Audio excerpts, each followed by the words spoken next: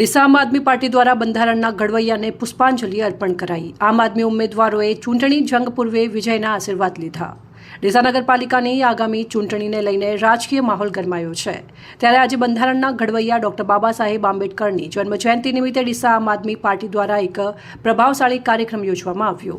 શહેરના દીપક hotel circle પાસે સ્થાપિત ડોક્ટર બાબા સાહેબ આંબેડકરની પ્રતિમાને આપના ઉમેદવારો અને હોદ્દેદારોએ હાર તોરણ કરી ભાવપૂર્વક શ્રદ્ધાંજલિ અર્પણ કરી હતી। જય ભીમના નાદ સાથે રાજમાર્ગો ગુંજ્યા।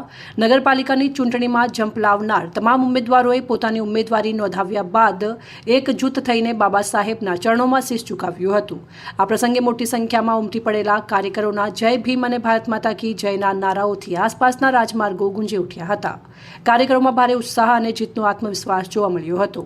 જનસેવાનો સંકલ્પ આમ આદમી પાર્ટીના સ્થાનિક નેતાઓએ જણાવ્યું હતું કે અમે બાબા સાહેબના સામાજિક ન્યાય અને સમાનતાના વિચારોને વરેલા છીએ।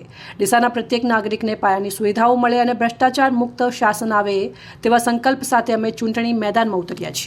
બહોળી સંખ્યામાં ઉપસ્થિત આ કાર્યક્રમમાં પાર્ટીના જિલ્લાના અને તાલુકા કક્ષાના હોદ્દેદારો, નગરપાલિકાના તમામ વોર્ડના ઉમેદવારો તેમજ સેંકડો સમર્થકો ઉપસ્થિત રહ્યા હતા।